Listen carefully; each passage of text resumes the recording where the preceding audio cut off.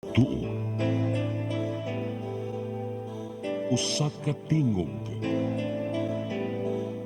Usa ka katawhan.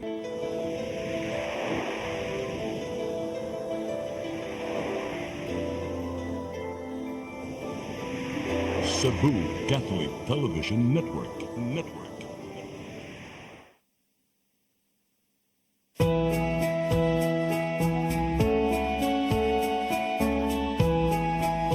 Brothers and sisters, faith without action is dead.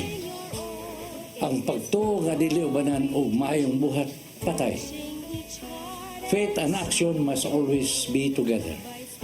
They cannot be separated. These two are twins.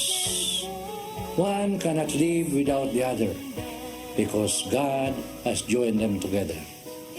In James 2:24 it says, "You see, then that it is by our action that we are put right with God and not by our faith alone." And even in verse 26 it says, "So then, as the body without spirit is dead, also faith without action is dead."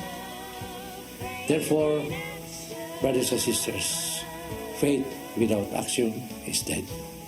May adlaw ka na itong tanan. Yan nasab kita din ini atong paboritong programang Faith in Action. Now, doon na tayo mga guest karon nato nga si Sister Malo ang Introduce. ni introduce sa ila no kay may mo introduce yung Sister Malo. Sister Malo nga gamay no. So, Sister Malo, Good morning, Tatay. Hello sa atong mga followers. Mga pag-iigno pa nimo ganiha tay sa paborito nga programa sa CCTN, ang Faith in Action. Sa dili pa ko ma-introduce ani nila tay na ako'y pangutana. Kana hibaw man ko nga bugoy-bugoy man ka atong bata pa katay. Kana makuyog ba ka ani mga carolers kana manaygon? ay wala ko ano eh. Wala di ay. Para na ko kurne ka ng mga karol. Because in my timeline akong gibisihan. In my old life akong gibisihan. Kanang mga one jud ba? Kanang makalingaw jud ba? Pero appeal magyapon nino sa entertainment nga Yes. nga genre ingon ta na lang. So tay dili ko maglangan kay kini nga atong programa karon mo feature tani ning sikat na kaayo nga choir group no nga nadiin na ni nga kanang gi-feature sa mga dagko nga mga hotels, dagko nga mga malls nga muhatag og Christmas cheers. Oh, Unya okay. kay yes tay. Sa among panahon mo among guna. Right. Muna nga lain sa amo gi bisihan na mo ana.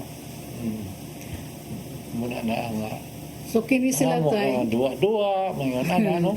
Kaya wa pa man na jud sa una. Tinawad na tayo, in fact, karon na gani mga sitwasyon nga murag wa na takasabot nga kanang ang manaygon mo sakay na sa jeepney. O niya manghatag og mga envelope kay nanaygon. Nya samo kayo ba nya kanang delikado pod no sa safety ani mga bata nga mao na ilaha pod nga butang ta abo strategy ba na unsa ba na racket ba na. But anyway tay, as I mentioned kini nga atong guest karon since 1994 ni sila nga namugna unya malipay ko nga mo mention anytime nga ang ilaha nga mentor of music teacher is actually a member of the Oasis of Love community. Kanay pasabot mo sister nga mentor pangalalaki nagtuyok-tuyok. The men are Tatay touring. Bea, oy. Mentor man, di ba? Mentor, men og nagtour, Oh. o nahala, music teacher, og dili ko maglangan. Welcome to the show, Juvie Daguman. Good morning, Tay. Good morning, Tita Malo. I'm so happy nga naanag hapon balik ko diri sa Faith in Action sa kadugay na and together with me my angels, the shepherds, angelic voices. Tagaan mi og gamay lang gyud nga history background ani atong grupo Jo. Sa una ta, Tay, 1994, gamay pa ang simbahan sa Holy Family Parish.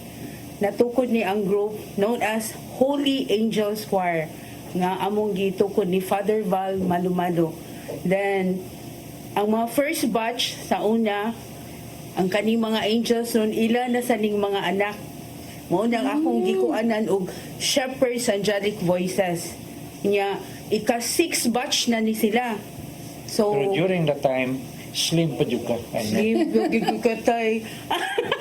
Slim gyud kayo nya kuan magdala pa ko sa akong keyboard, mag-practice with the choir bisag asa lang gyud mi Sa atong mag-practice. pa-jobs, ikaduha na ni nga generation? Kay 1994 magkano? Oo. Oo. Kaduha na gyud. Second generation of angelic voices. Mm-mm. Pila man gyud ni sila karon kabuok ka members, I mean. Karon 28 ni sila. Mm. Oo nya kanira akong nadala kay klase manggod unya murasag nakuanan sa Mary Immaculate nga why klase ang CIC today. Wow. Oo nya kani sila CIC man ni. Kanya ang kanindot para ba? 28 ni sila. Muna akong edad kung balihon. Ha? Pwede ka ni ilang grupo tayo. Pwede kayo. May mo man kung soloist ba sa ila kong imbitahon? Iya mo ka na. Pantay ha. Oo. What a challenge. Kadang bantay sa mong panahon pa. Sa libro na mo, bantay is Pipis dog, di ba? Right. Of course. Oh, Pepe and Pilar niya bantay ang ilahang nga pet dog. Anyway, tay, karong adlaw, because ang atong programa, ang atong show will be aired on December 7, no? Nga bispera sa kapistahan sa Immaculada Concepcion. And to give honor to our Blessed Mother, doon na tayo pa-ambit, i-share nga documentation sa the Holy Virgin of the Rule, no? Kining patrona sa siyudad sa Lapu-Lapu, nga atong gibuhatan o documentation tayo, and nindot nga masayran sa atong mga Marian devotees, no? Ang kining history sa Virgin of the Rule, o medyo kinahanglan update nga documentation, pero nindot lang gihapon ko natong tanawon, ko natong i-view kining mao nga documentation nga naguluhan Mary the Triumph in the Philippines. Yeah. So nindot ni siya Pero sa nga, ulogon siguro na ito na sa 9. yes, Kay anything sa ulogon sa Pista Domingo. ni Domingo, balinon yung Lunes. right. Pero kanang sa iba sa Lapu-Lapu, kung saan ang birhen sa Regla. regla. Our Ato Lady of the Virgin of the Rule. Ato na klarohon na kay kargado wa jud sila kay kasabot yun nga unsa na nga regla aming regla sa babae na Mao na. mo na no kanang reglamento man gud yun na Rule. rule no Oh. kay dakang kibaw Tinuod na tayo. And then, in addition sa imuhang, and salamat tayo nga imuhang na nga point out because nindot nga kanang masayran ba no sa atong mga viewers o sa mga Marian devotees, labi na gyud ang sa taga Lapu-Lapu. Nga ngano man ni nga Virgin of the Rule because kini nga debosyon sa mahal nga Birhen, bunga ni sa kining vision ni Saint Augustine in the 13th century. Siya man ang obispo dito sa North Africa. O ang katong iyahang nga vision, iyahang nga gihatagan og lugar kanang physical nga manifestation nga mao ang imahe sa mahal nga Birhen. Og tungod kay dito man siya sa North Africa, ang hulagway o ang image sa mahal nga Birhen was dark, no? enculturation man ako. Yes, sakto tay. Gen-culturate ang lokal nga kultura sa North Africa. Ug mao na nga ang mahal nga Birhen nga atong gi-venerate diha sa Lapu-Lapu, itom, Medyo napaig no medyo na pa kay doon na mo yung anecdote nga nagod primerong pagbuhat sa atong Ginoo ba nasubraan og luto itom so yung Ginoo atong timplago sab so ikaduhang luto naputi pod hilaw so at least nakuha na niya Diyos na dili ba? bapae dili sad mahilaw kita tarong yun mo nang kitang Pilipino insakto yun ang atong kolor kita day na tay. kita ang naadjud nga na perfect sa Ginoo. But you will love the narrative of the triumph of Mary in the Philippines. So paabutan na ninyo kay ato niya na nga ipaambit at sa katapusan nga 30 minutos sa atong programa. But today sa atong episode tay nindot ni nga naanata sa first week of Advent, no? Unya by December 8, second week of Advent, ug ato na silang daan og kanang pahalipayan, no? Pinagi sa mga awit nga ipaambit sa Shepherds and Angelic Voices nga karon atong tawagon ko no Jobs. Kinsa man ang niya karon Ato sa ikuan sa atong mga televiewers, no? At least more of doon na sa sila may bawaan ng mga teaching. Ano ka sa ulog taglenten, Advent. Ang Advent, pasabot ko daan na ang atong pagpangandam, no? Advento, no? Pagpangandam na nato. Kay pagpaabot. mm, Pagpaabot. okay, At the same mangandam time, man ta kay maabot na siya. Yeah. Iba ba ka kapila maabot ka na to ang Ginoo? Kargadugon may mga sa ikaduhang pagbalik, Second coming. ang pagbalik mo kuno. Pero ang nahapsabtas mga tao sa pagkatao o pag sa last kining katapusan sa kalibutan. Pero para nako insakto na ng ikaduhang pagbalik kay katulong niyo siya mari kanato. Muna akong gusto nga ipaabot sa atong mga naminaw, nananaw. Primero niya pag-abot niya ang pagkatao. Ay ikaduha nga niya karon din sa atong pagdawat din sa Kristiya. Na si kanunay buhi nga atong gidawat sa atong pagkalawat. Niya sa katapusan yun sa ikatulo mo nang ang pagdala kanato ngadto. Ngadto sa ginharian niya. Dili na siya musga. Kaya kita gitagaan ta og free will. Tuo ba ta maagi sa wala. Dili na musga ang Ginoo. Ang katong naglakaw nga to sa wala, hindi na to niya dadon. Katong na so. No? Hebrew 9:28 na, basahan na ninyo. Hebrew 9:28 na niyanhi siya aron pagdala. No? O sa mga nangamatay na naslubnganan, John 5:28 to 29. No? Basahan na ninyo mga kiksir na aron ilis kay aminaw alam mo aron mukap sa mo sa inyong mga Biblia. No? Jesus will come not to judge but to bring us, no? To our heavenly home. Oh, no? Pagkuhala na to fix us, no? Okay? Thank you for your reflection, Tay, sa atong pagtimaan, no? Pag-observar sa Advent season. Muna nga, sa matag-abli ninyo ng programa ha, doon na may mapupo ng mga pagtulunan gikan sa itong simbahan. No, so ayaw dyan yung saipa na ablihan dyan yung telebisyon na yung atong programa kay doon na tayo ibilin ng mga pagtulunan na madawat ninyo.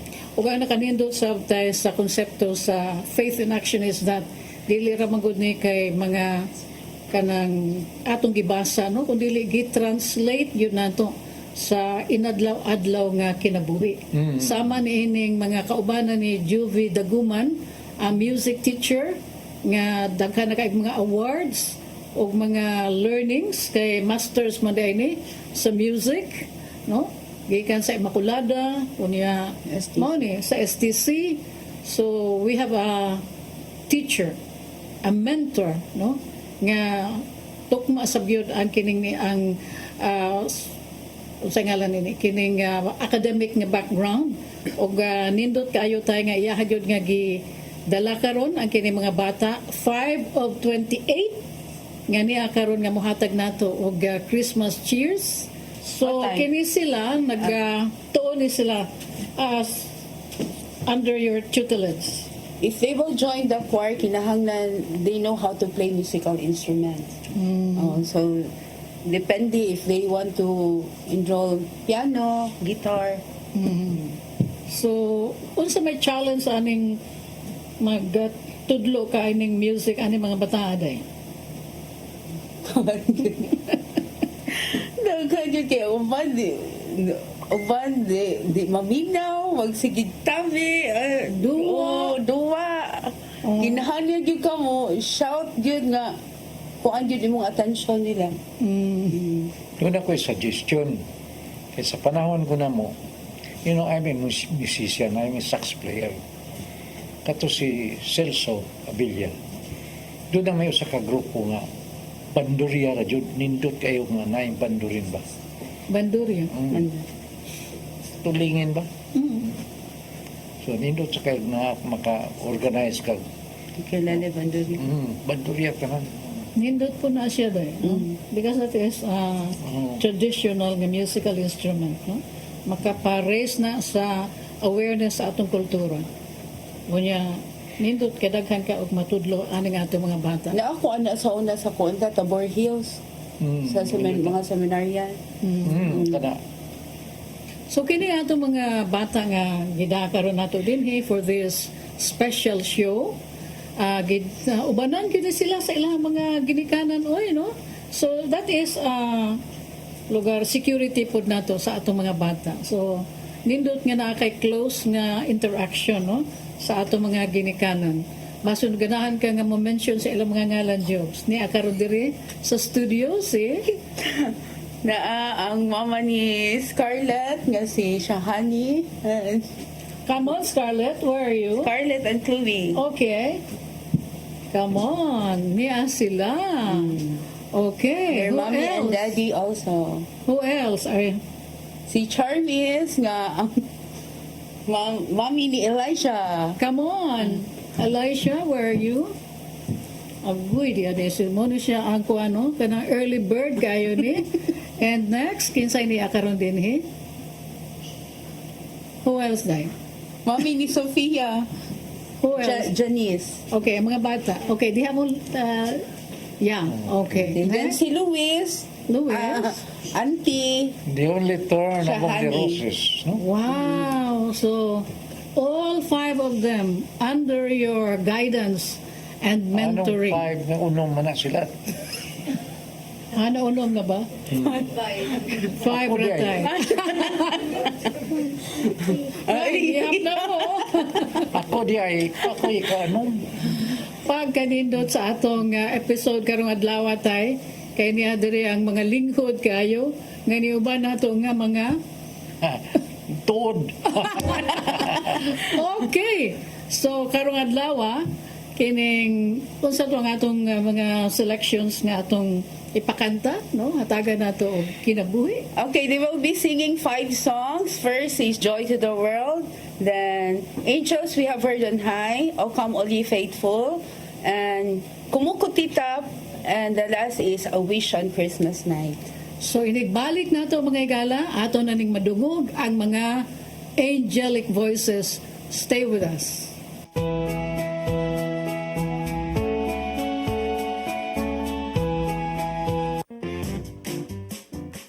In the heart of Cebu lies an ideal place for the people on the go. Uncle Tom's Cabin Hotel gives guests a convenience of quick and easy access to Cebu's business centers. Offers spacious rooms furnished with all the modern-day amenities. Uncle Tom's Cabin Hotel, located at MP Yap Street, Barangay Capital Site, Cebu City. For reservations, call 032-888-8667. Discover the beauty of the Philippines.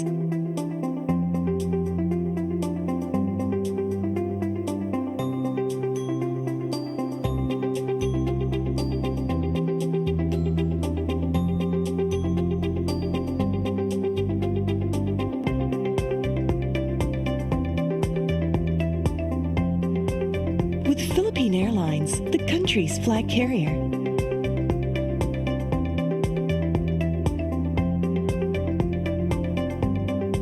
The airline that lets you feel the warmth of the nation.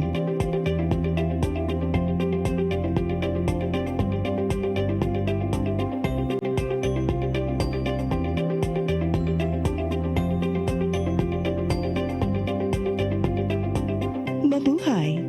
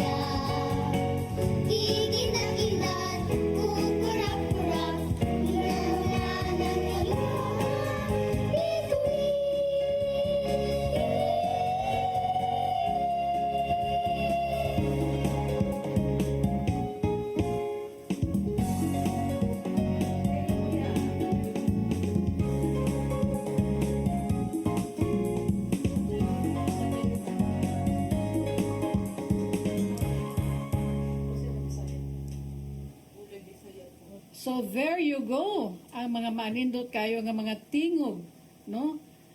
Angelic voices, paghaom yun sa pangalan sa inyo nga choir, Juvie. Unya nalipay ko nga ining atong segment karon, tay, ang atong ikauban with Juvie is the mother of one of the members aning Angelic Voices. Atong i-welcome mo sabtay sa atong show si Mrs. Shahani Batikin. Morning. Good morning nimo. Kauban nimo imuhang husband, no? Nga nag-drive sa ato mga bata karon pa dire sa CCTN. So, Shan, unsa imuhang nakita sa kanang development sa imong anak nga naaubos na ining music ministry? Actually, madam, as in, dako kayo changes sa akong mga kids na gipa-join ni Ma'am Juvie sa choir kay ang ilang confidence, ang ilang time nagigive sa nila mo serve sa church, kay dako kayo og changes kay sa among family sa help sa ni Miss Juvie kay like anang mag-bless sa mga old ones kana na change yun na nila, then ang pag-perform sa dahantaw kay kana ang ilang mga mauwaw sila karon kay di na gyud. Tinuod na. Wala gyud ni sila stage fright time. Pag-abot diri, kalma kayo, mura raw wag yung jitters, no? So, we thank you, Jovi, for this wonderful gift nga imuha nga gipaambit sa mga bata o sa mga pamilya, sa mga members atong choir. And manghinaot ko nga you will have more gigs kini mga pasunday, mga show sa umaabot. Unsay mga commitment ninyo karong December day? We would like to invite katong ganahan mo tan-aw sa Shepherd's Angelic Voices. They have show this coming December 16 to 23 in Waterfront, Cebu Lobby. And also in Waterfront in Lahog. Yes, Lahog. Okay. Nya sa 15 ali sila sa Mandawi Plaza sa Heritage kanang ini na ako ni food park sila ang mo kuan sa mga tao while eating karong December 15. Then December 14 sa Holy Family Parish we have our Christmas serenade karong 14. Then sa 24 ato sad sila mag-serenade sa St. Joseph Parish, Mandawi. Wonderful. So, Job, sa kutob sa mga ginikanan nga nagtanaw karon sa ato ang episode, kanang basin og na sila yung mga anak nga doon na sa inclination sa music, unsa man nila pag-contact nimo? You can contact or tan-aw sa among page na ara ang mga number dito unya Angelic Voices. Angelic Shepherds, Angelic Voices. Unya naasa dito ang if you want to enroll some music lessons sa mga kids para ini join nila sa group kay bawo na sila sa how to read the notes kay kinahanglan man gyud makabasa ang mga bata sa notes. Sus, nindot kayo na nga opportunity jobs, no? Labi na karong panahon na rabatay, no? Ang mga kabataan una, wala lang gud ila nagsige na lang gud sila ginuna sa ilang gadget. Unya ang kanang word of the year nga gipili sa Oxford karong tuiga or para sa sunod tuig is brain rot. Brain rot. Kay sige ka na, wala na gyud mo mga manindot o mga informative nga mga input sa utok sa mga kabataan kay magsige na lang sunod sa mga walay kapuslanan, no? O wala gyoy kanang kaayuhan nga gidulot sa atong mga kabataan. And I think that also goes well for adults like us, no? Kung dili ta discerning sa mga material nga atong gitan-aw sa mga gadget. So tay, sa dili pa muhatag sila sa ilahang final nga awit nga Christmas in our hearts, unsa may ato ipabaon aning pagtulunan or mga reflection So, doon na sila finale part. Yes, no? napal sa tay. So, mga kaigsunan, una na ito, tiklopon kaning atong tilon. Doon na ko ipaambit kaninyo nga gamay nga pagtulunan. No? Pagkanindot sa mga bata nga umulon na nato, no? Ingon ani, kining pagkanta, makmunay joy maguna, no? Manang Jesus over you. Nga ipaduol na to sa Ginoo. No? Kay dihay usa ka istorya nga yes, kining tag-iya naguol ni kay nasakit niya ang baka. Mura ba ni gikuhaan niya permi og gatas, no? Ya mura ba yun ni mudaro sa iyang field, no? Musay mo hatod og mga abot nila nga to sa merkado. Naklubog. So nagtawag siya og veterinarian. Niya ningon veterinarian, delikado huning sakit aning imong baka. So sa tulo ka adlaw, di yun ni siya maayo. Nas may pang-imunan din siyang ihawon mintras buhi pa kay di naman maihaw kung patay na. So ang kining baka po, doon na siya ni amigo nga kanding. Nag-uulang kanding ka, nakadungog man siya. Iyang ginan, migo baka. Bangon na, ihawon na baka. Ining tulog ka adlaw, di ka mo bangon, ihawon ka. Nag-uul ba yung kanding kay best friend ko niya si baka, sila may duha. BFF di ay? Oo. Nga, ikadwa kadlaw pa man yung bangon. So, sa ikatong kadlaw, iya yung iyatak-yatakan, ni Muragi masayan niya aron makabangon. So, sa ikatulong nga pagbuyak-tak-yatak niya, nakabangon mag naulian. Perting lipayas na iya. Ipanawag niya tanang silingan, mga silingan, maghudya ka kita kay ayaw nga kung baka. Naulian. Oo, naulian. Ihaw na to kiniat kakong kanding aron mo yata ihudya ka. Ang kandi. Oh, Oo, say moral lesson na na. moral lesson is, nobody knows what will happen tomorrow in our life. Sumo na nga, kinahanglan magpadul kita sa Ginoo. Ayaw paghuwat sa katapusan sa adlaw. No? Kay kitang tanadunat kita'y katapusan. So kinahanglan mangandam na ta sa atong kaugalingon. Nga unta, kay kining atong pagpuyo dahil ng kalibutan na we are only in our journey. Kaya ang atong permanent kapuyanan ang langit man. Our heavenly home. Yes, no? So, muna, anda mo na nato sa pagpaduol sa Ginoo. No? Biyay na ng inyong mga karaang kinabuhi. Go forward. We have to move on. Ibaw ka kung saan pag-move on? Sige tayo. Ha? Sige tayo, go ahead. Kung saan pag-move on? Halagi. Dili na ito patasan.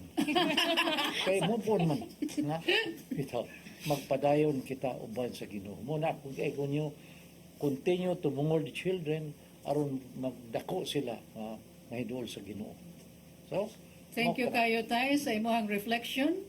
And ang finale nga number nga itong madungog, naguluhan Christmas in our hearts. O gyud na tayo, no? Ang mensahe nga, dili lang ni karong Pasko, kung dili sa tibuok kinabuhi nato nga naagid tay joy, giving, o ang atong pag-ampo, o ang atong pagsimba sa Ginoo. So ladies and gentlemen, una the na shepherds, katapusan, tuna ko'y hindot kay kinaka, pag ingano mo Christmas in our heart, yes tayo. hindot kay na, you know, God is so great. Nga, even the whole universe cannot contain God because He is so great. But He can be so small that He can stay in our heart. Okay. Wonderful time. Christmas in our hearts. Ladies and gentlemen, sa makausapa ang Shepherds Angelic Voices. Okay, kalimot, ikaw manini, ang Mary Triumph in the Philippines, ang manindot kayo nga documentation sa Our Lady of the Rule, Convergen de la Regla, ang patrona sa Dakbayan sa Lapu-Lapu. Aniya, sa makausapa ang Shepherds Angelic Voices. Christmas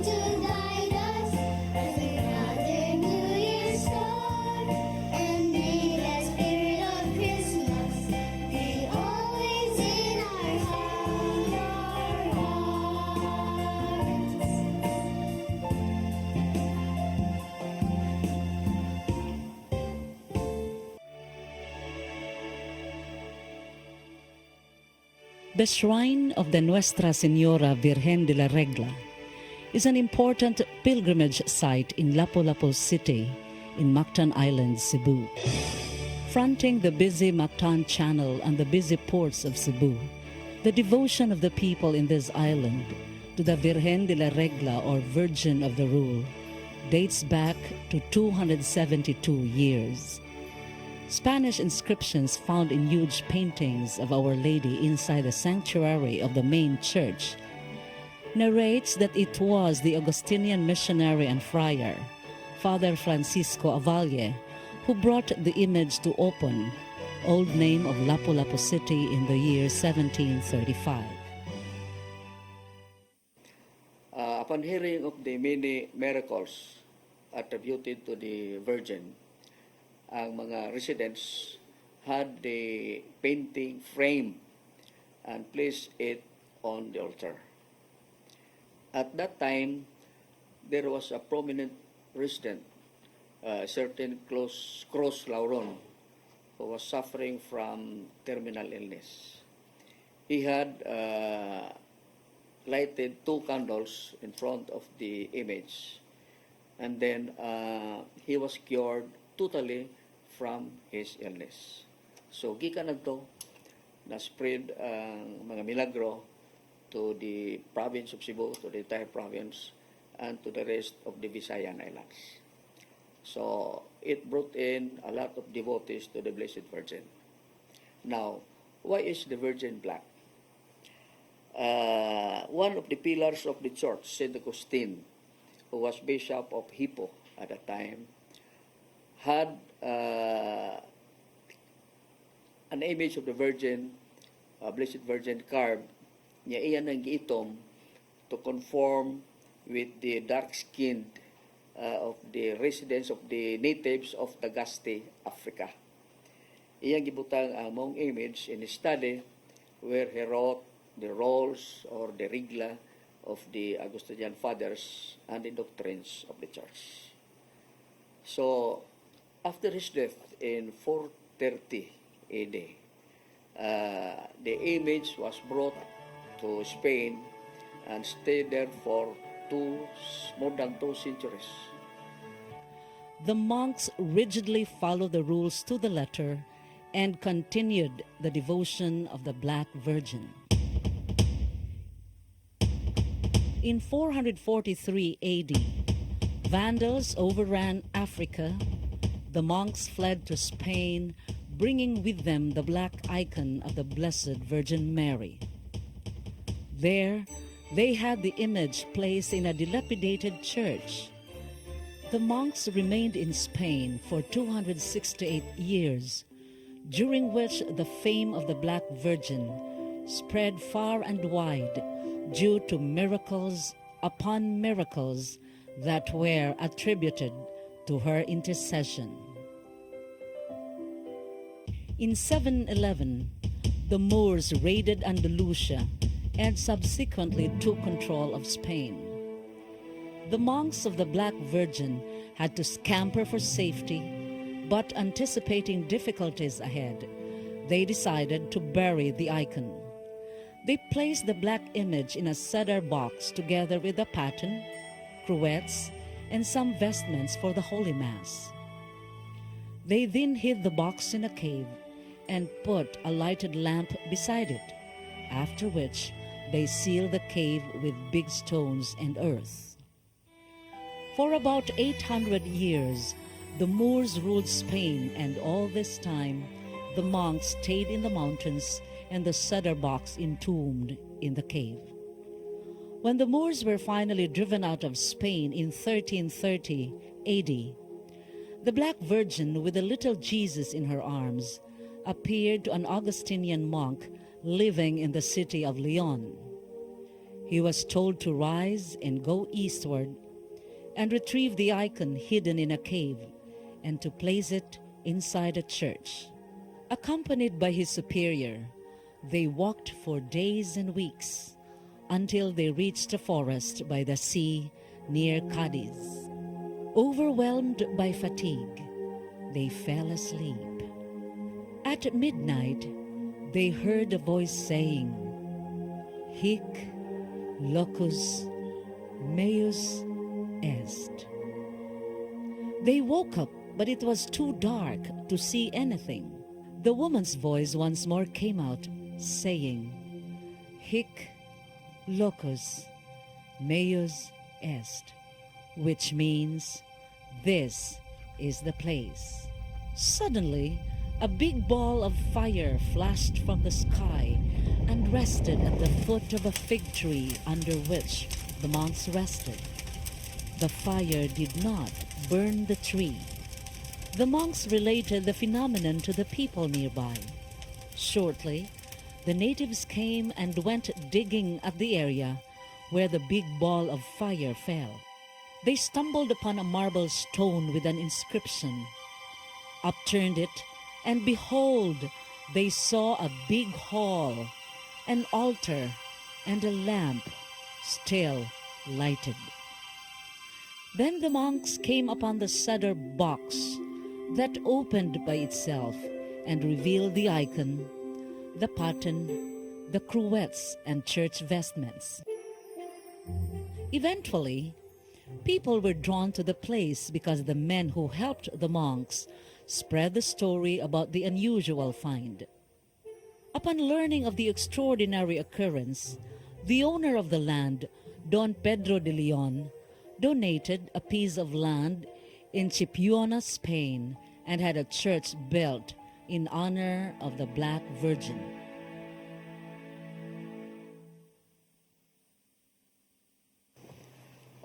Part of oral history, doon ay sugilanon may tungkol sa mga milagro sa Bahal nga Beren, where during the war, ang mga Hapon nangita sa image sa Blessed Virgin.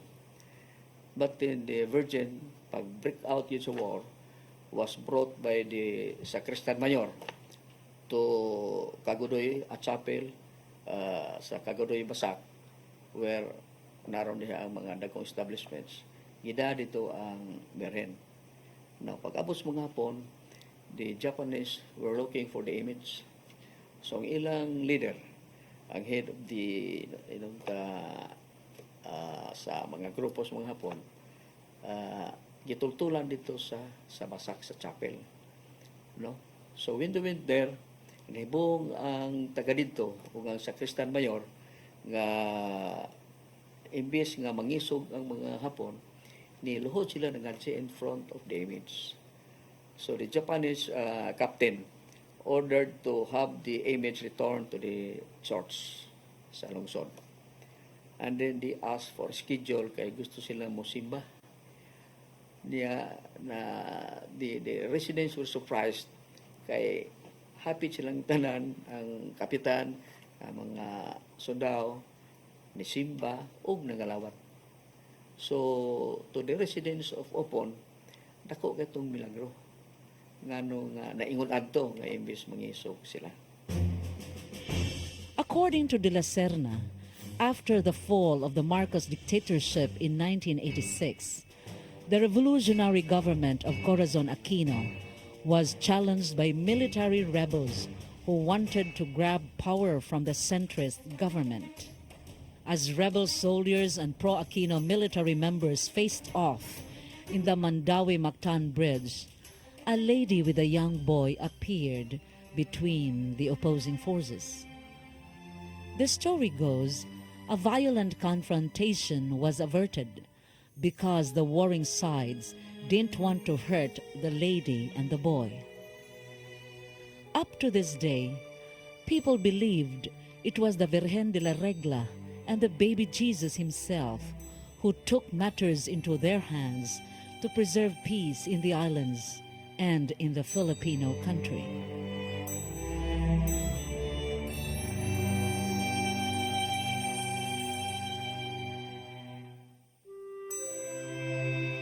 The Black Virgin was eventually enthroned as patroness of Opon in 1736, as people look up to the Blessed Virgin Mary's intercession for all their needs.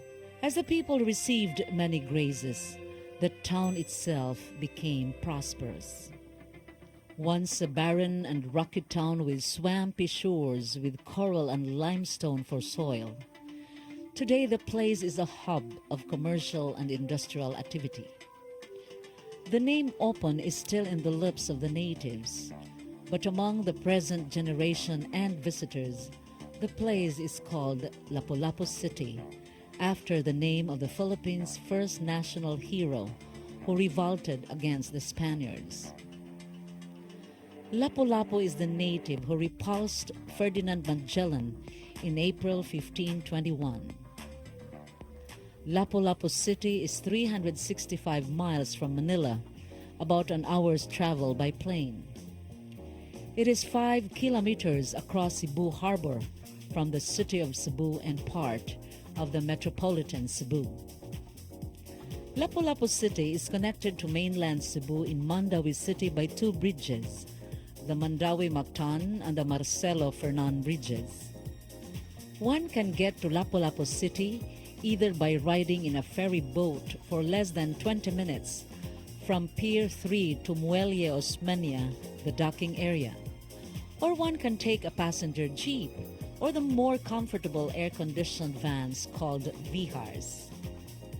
Lapu-Lapu City is composed of 30 villages or barangays, having an income classification of a first-class city. Its location is very strategic, as it is a port and an industrial center. It is the home of Mactan International Airport, the country's second international airport, which serves a number of international direct flights like Narita, Japan, Hong Kong, Singapore, Bangkok, Thailand, Sydney, Australia, Taipei, Taiwan, Malaysia, and Brunei. Vital installations for national security, like the Benito Ibuen Air Base and the Naval Forces Central, find their home in this island city. The city is also host to the Mactan Export Processing Zones, which has a total of 102 multinational establishments employing more than 37,000 workers. A major tourist destination, the island is famous for its white sand beaches. It is also known for locally made guitars, handicraft, and delicious seafoods. However, all these features cannot match the recognition given the patroness of the city, the Nuestra Señora Virgen de la Regla. The Black Virgin gained international prominence when Pope Pius XII declared the period from December 8, 1953 to December 8, 1954 as Marian Year. It was to commemorate the centennial of the proclamation of the dogma of the Immaculate Conception by Pope Pius IX in 1874. The shrine of the Virgen de la Regla was designated the site for all pilgrimages in the Archdiocese of Cebu. Church records show that some 200,000 pilgrims flocked to Opon to pay honor to the Black Virgin. At the conclusion of Cebu's first Archdiocesan Marian Congress on November 27, 1954, the Virgen de la Regla with the child Jesus in her arms were canonically crowned by the late Julio Cardinal Rosales before more than 300,000 Marian devotees at the provincial capital grounds. His Holiness Pope Pius XII had earlier blessed the gold crown in Rome.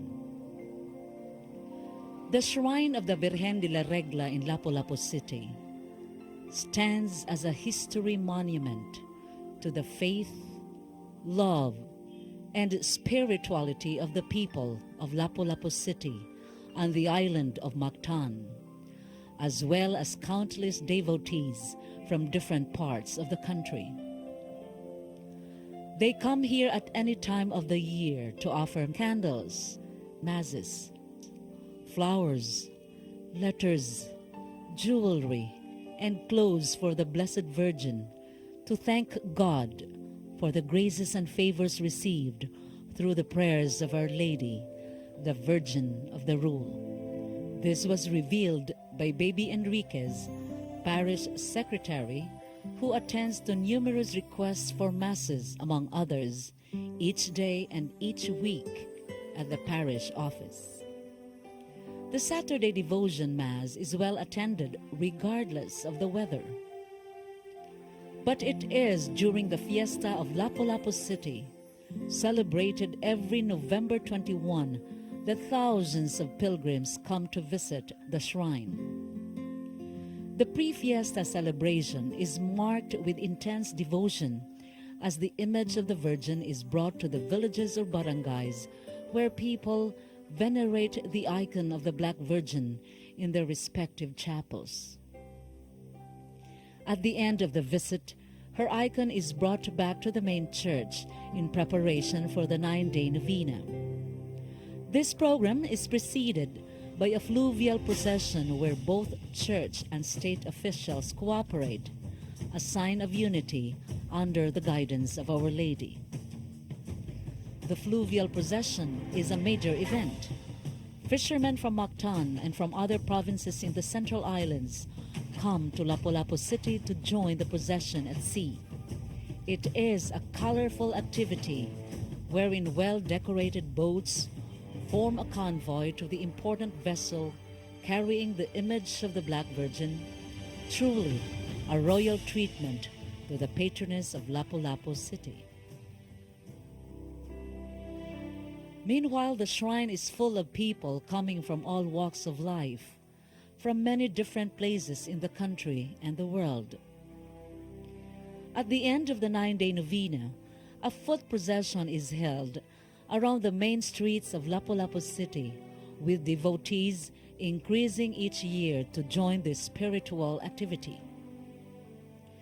The journey to Opon to visit the Blessed Virgin is, for many devotees, a sign of grateful appreciation for her loving intercession. Mrs. Nelly Te, a mother of 5 who works as a volunteer in the parish, says her family arrived in Opon more than 20 years ago. As a government worker then, her salary can barely meet the needs of her family. But she was able to send her children to school and now enjoys the peaceful life of a retiree. Saligid na to sa Mama Mary ang iyang panabang. Ang milagro, kining pag ang grasya nga ato jung madawat nga dili bitaw nato kwintahon nimo imong gasto makaingon ka nga daghan jud ay ka grasya nga nadawat. A provincial government official, Weng Gakit, also comes here every Saturday. He said that his work as a public servant is full of challenges, which he tries to surmount with the help of the patroness of Opon. Sa akong mga problema, sa akong mga kingawa, sa akong pagpanerbisyo, ako ra gyud isumbong ni Mama Mary. Dili lang kay kung first Saturday ra kumani. There will be times nga moari ko kay akong isumbong adto ni Mama Mary atong birhen sa Rigla ang akong mga problema. Nya pwede Thanksgiving also. This year marks another milestone for devotees of Our Lady of the Rule, or Nuestra Señora de Regla, because the Catholic Bishops' Conference of the Philippines decided to elevate our parish here in Opon as the national shrine of Our Lady of the Rule, the only one of its kind in the Philippines, and only the 5th Marian Church placed under this particular title and advocacy of Our Lady Nuestra Señora de la Regla. And since I donated a gold-plated crown in 2004, I decided to donate a silver-plated crown for the elevation of the parish to a national shrine. So I think this is the start of my intense devotion to her. Whenever the subject of Mary's intercession crops up, Baby Enriquez cannot contain herself. She was overcome with emotion when she narrated how she petitioned the Black Virgin for healing. Pero gi-offer na lang ako whatever ba. Whatever muna. The intense devotion to the Black Virgin is shared by thousands upon thousands of devotees from all over the country and by pilgrims from foreign lands. In 2003, Cebu Archbishop Ricardo Cardinal Vidal formally asked the Catholic Bishops' Conference of the Philippines to declare the Archdiocesan Shrine of the Nuestra Señora Virgen de la Regla a national shrine. It did not take long for the Philippine bishops to act on the requests of the Cebu Archbishop. This after the CBCP Consultor for Liturgy determined the preparedness of the shrine to accommodate pilgrims. Facilities like presentable confessionals, baptistry, clean restrooms were completed in time for the public proclamation of the shrine as a national sanctuary last May 24, 2007. According to Father Pedro Arguillas, parish priest and rector of the shrine, other vital facilities like a pilgrim center will be constructed in the very near future. On May 21, a 3-day novena mass began, wherein parishioners were instructed about the proclamation as well as the filial response expected of the Filipino people because of the national recognition given to the shrine. On D-Day, May 24, some 60 priests and 6 bishops joined Cebu Archbishop Ricardo Cardinal Vidal in the celebration of a pontifical mass. Monsignor Cristobal Garcia, chairman of the Archdiocesan Commission on Worship, formally read the CBCP decree declaring the Virgen de la Regla Parish a national shrine. Ricardo J. Cardinal Vidal, by the grace of God and the Apostolic See, Archbishop of Cebu, after having declared the Virgen de la Regla Parish Church as Archdiocesan Shrine, and after the recommendation of the Episcopal Commission on the liturgy for its becoming a national shrine, and after positive vote of the Catholic Bishops' Conference of the Philippines on the 27th of January 2007, do hereby declare and confer upon the Virgen de Regla Parish Church the title and the dignity of National Shrine in honor of the Virgen de Regla this 24th of May 2007, with all the indulgences and privileges appertaining thereto. Signed, Ricardo J. Cardinal Vidal.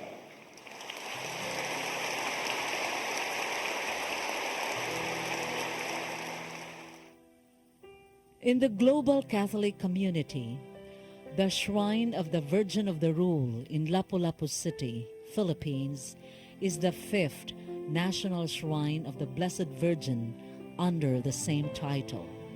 As you know, throughout the world there are 5 national shrines. One in Spain, the other one in Mexico, the other one in Havana, Cuba, the 4th one in Miami, Florida, USA, and the 5th one here in Lapu-Lapu City, Mactan Island, Cebu, Philippines. And I would like to say, pag ingong gyud nga, this is the 5th of the whole universe. I see it's so wonderful to be connected with the Universal Church also. Just close your eyes and say, here's a small town or city in the Philippines, in Asia, and then to be connected with the 5 other major national shrines in Mexico, in Spain, in Miami, like we become a member of the whole church, you know? The MSC, through its provincial superior in the Philippines, Father Tito Maratas, acknowledged the responsibility that comes with the proclamation. The devotion should also make our life more moral, more Christian, because if it is a devotion that does not issue into action, for Saint James, it is that faith has to be translated into, to be lived out. According to Sister Magdalena Kalalang, local leader of the Missionary Sisters of Mary, who helps in tending the parish, she has seen many conversions happening around in the past 4 years of serving the shrine. She said that, unlike miraculous healings which attract attention, conversions of the heart also tell of God's healing love. Father Tito Maratas added, people tend to look for apparitions in the shrines of the Blessed Virgin Mary, sometimes failing to recognize that she lives in the heart of people who revere her. They have endeared themselves so much to the Blessed Virgin Mary because of her presence here, and we hope that this shrine will really become an attraction to so many people, and that people will be drawn to this place. And this means a triumph of the Blessed Virgin Mary in the whole country. The people of Lapu-Lapu City have endeared themselves to the Virgen de la Regla, and the proclamation of her sanctuary as a national shrine attests to Mary's triumph in the Philippines.